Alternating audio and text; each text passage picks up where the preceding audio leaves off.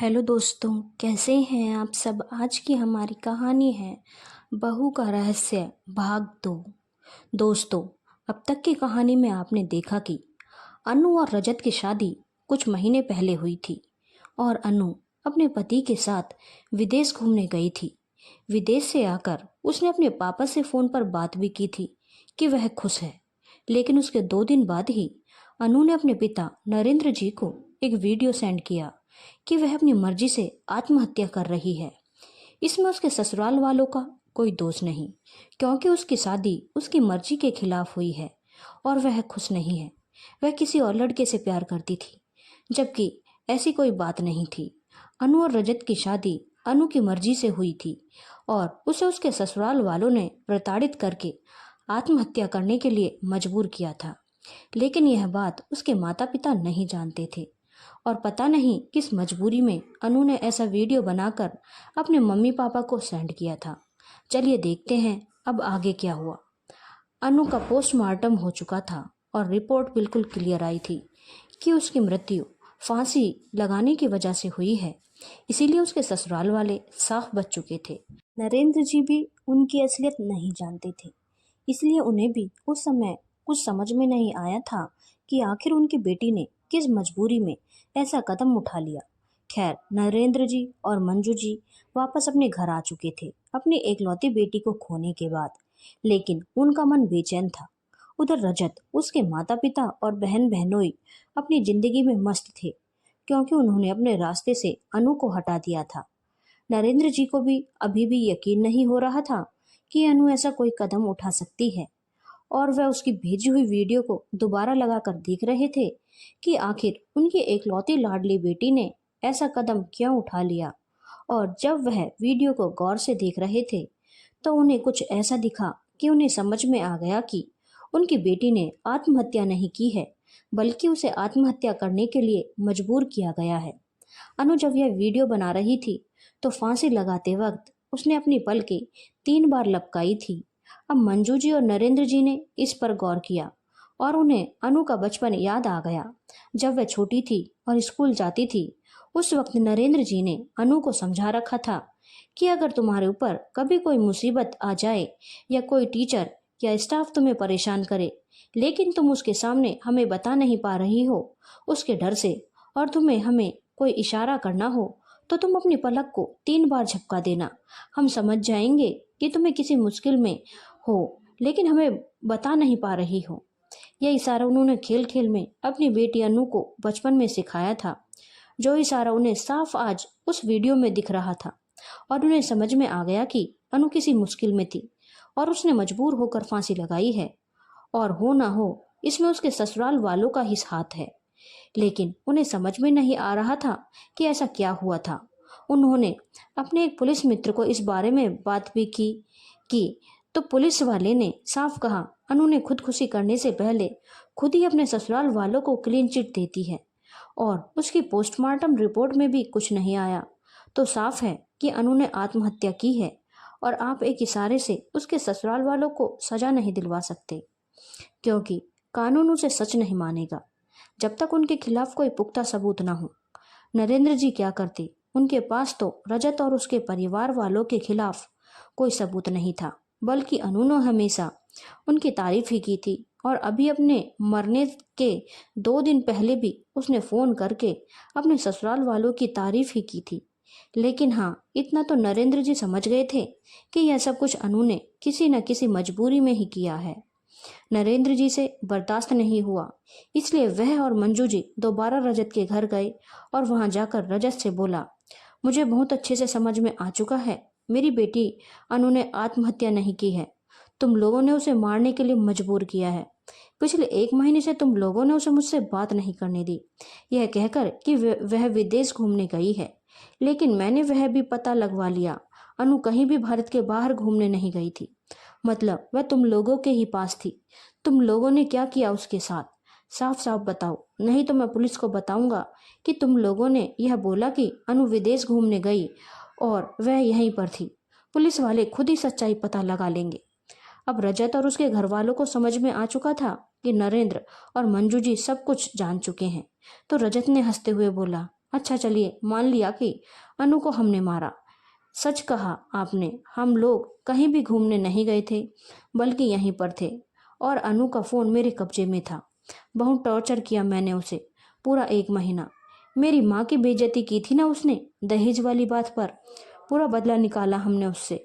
और वैसे भी हम उसे रख कर क्या करते, एक फूटी कौड़ी लेकर नहीं आई थी वह दहेज में। अब कम से कम दूसरी शादी करूंगा तो अच्छा खासा दहेज तो मिलेगा। और रही बात कुछ साबित करने की, तो अनु की पोस्टमार्टम में कोई चोट के निशान नहीं आए हैं, क्योंकि चोट तो हमने उसे बहुत दिए थे, पर शरीर पर कोई सबूत नहीं छोड़े थे, क्योंकि हमें पता था पोस्टमार्टम तो होगा ही होगा। वीडियो भी उसने बनाकर भेज ही दिया कि वह अपनी मर्जी से अपनी जान दे रही है।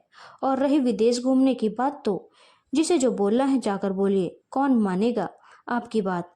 हम सब बोल देंगे कि आप यह मनगढ़ंत बातें कर रहे हैं। हमने आपसे कभी नहीं बोला कि हम विदेश घूमने जा रहे हैं। अब आपकी बेटी मर गई तो आप उसका ठीक रहा, अब आप हमारे सर पर फोड़ना चाहते हैं और हम सब आसानी से बच निकलेंगे। किसी के पास हमारे खिलाफ कोई सबूत नहीं है। नरेंद्र जी और मंजू जी समझ चुके थे कि रजत बहुत शातिर खिलाड़ी है और इसने इतना बड़ा क्राइम कर दिया। उनकी इकलौती बेटी अनु की जान ले ली और वह कुछ नहीं कर पा रहे हैं। नरेंद्र जी गुस्से में पागल हो गए और उन्होंने रजत का कॉलर पकड़ के उसे जोर से धक्का मारा और बोला, कुत्ते, यह तो बता कि तूने ऐसा क्या कर दिया कि मेरी बेटी को आत्महत्या करने के लिए मजबूर होना पड़ा। चुपचाप सारी बातें बता। रजत हंसने लगा और बोला, चल बुढ़े, तुझे सच्चाई बता ही देता हूँ। वैसे भी तू मेरा क्या बिगाड़ लेगा, तेरे पास हमारे खिलाफ कोई सबूत नहीं है। चल सुन, तेरी बेटी से हम बहुत नफरत करते थे, क्योंकि उसने मेरी माँ की बेइज्जती की थी। सिर्फ और सिर्फ उससे बदला लेने के लिए मैंने उससे शादी की थी। ऊपर से तेरी इकलौती बेटे होने के बावजूद एक फूटी कौड़ी नहीं लाई उसने दहेज में, जबकि कहाँ हमने सोचा था कि इकलौती है तो सब कुछ हमारा ही होगा। तो जानबूझकर जिसकी तारीफ उसने खुद तुम लोगों से की और उसके बाद 1 महीना विदेश घूमने की बात बोलकर उसका फोन अपने कब्जे में ले लिया और उसके बाद उसे बहुत प्रताड़ित किया। हमने शुरू में उसे बहुत सुख आराम दिया। यह सुनकर नरेंद्र जी और मंजू जी की आंखों में आंसू आ गए। आगे रजत ने बोला, मारना तो उसे था ही, लेकिन अपनी सुरक्षा भी तो करनी थी, ताकि हमारा कोई बाल भी बांका ना कर पाए। चल तुझे एक चीज दिखाता हूँ, जिसकी वजह से तेरी प्यारी बेटी ने खुद आत्महत्या कर ली। यह वीडियो दिखाया था तेरी बेटी को, कहकर रजत ने नरेंद्र जी और मंजू की एक वीडियो दिखाई। वीडियो नरेंद्र और मंजू जी के घर का था, उनके बेडरूम के बाहर का, जहां पर 3-4 गुंडे हाथ में गन लेकर उनके बेडरूम के बाहर खड़े थे और अंदर नरेंद्र जी और मंजू जी सो रहे थे। अनु अपना घर अच्छे से पहचानती थी। रजत ने बोला, मैंने अनु को यही वीडियो दिखाई थी और बोला था, यह देख, तेरे माँ बाप आराम से अपने बेडरूम में सो रहे हैं और बेडरूम के बाहर मेरे भेजे हुए 4 गुंडे खड़े हैं। बस एक फोन करूंगा और तेरे माँ बाप दोनों का काम तमाम हो जाएगा और उसके बाद तुझे भी खत्म कर दूंगा। खुद तो तू मरेगी ही, क्यों साथ में अपने माँ बाप को भी मरवाना चाहती है, क्योंकि तुझे तो हर हाल में मरना ही है। कम से कम अपने माँ बाप को तो बचा ले, चुपचाप फांसी लगा। यह बोलते हुए कि तू अपनी मर्जी से खुदकुशी कर रही है और इसमें हमारा कोई दोष नहीं है, तो हम तेरे माँ बाप को छोड़ देंगे, नहीं तो तेरे माँ बाप इस दुनिया से चले जाएंगे। बस एक फोन करने की देरी है।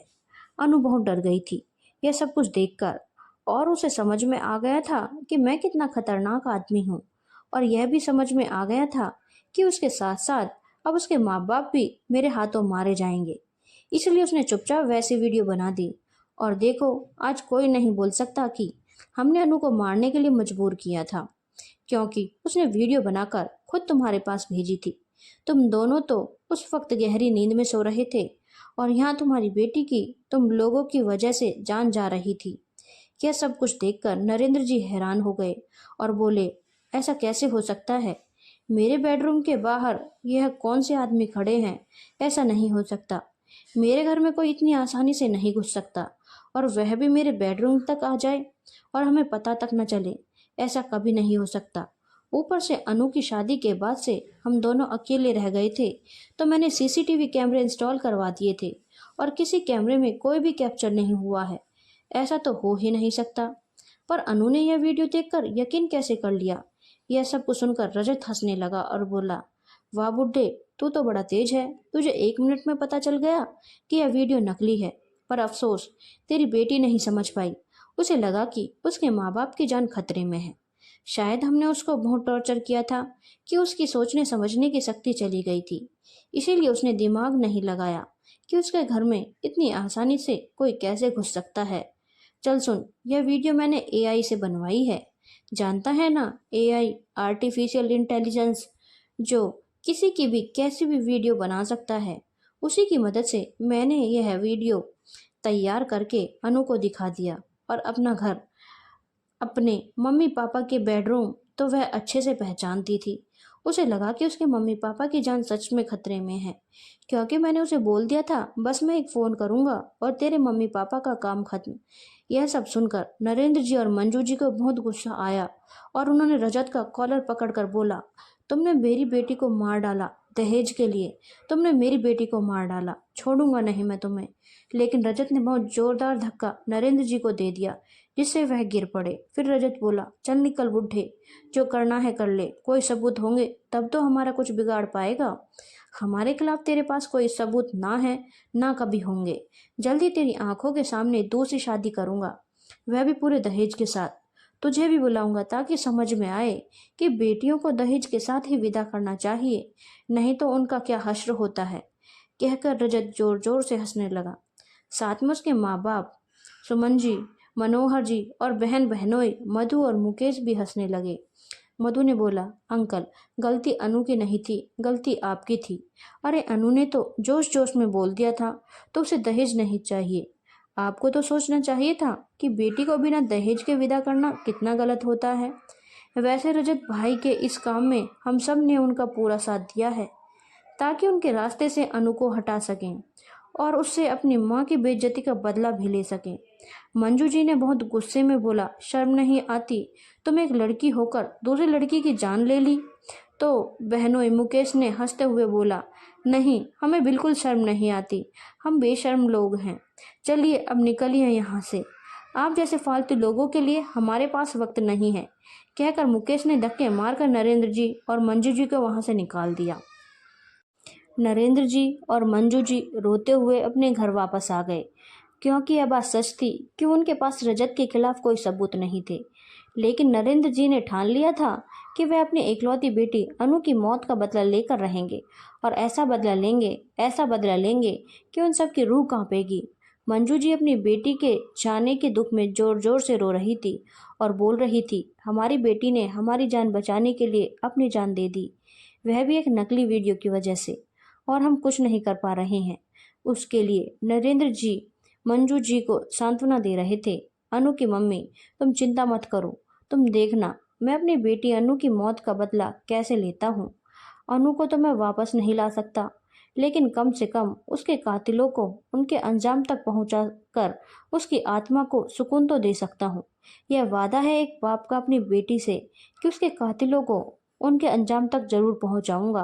कहकर नरेंद्र जी और मंजू जी की आंखों में आंसू निकल आए और अनु की तस्वीर की ओर देखने लगे।